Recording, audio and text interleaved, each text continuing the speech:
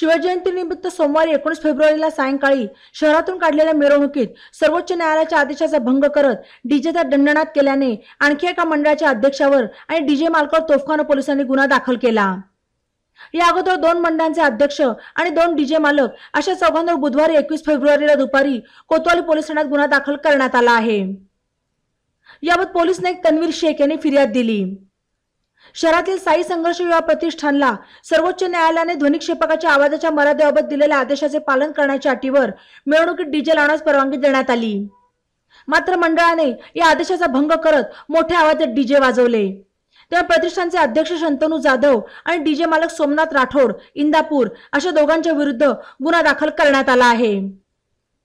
E नवा Maratha YouTube चॅनलला subscribe करा आणि बेल आयकॉनवर प्रेस करा।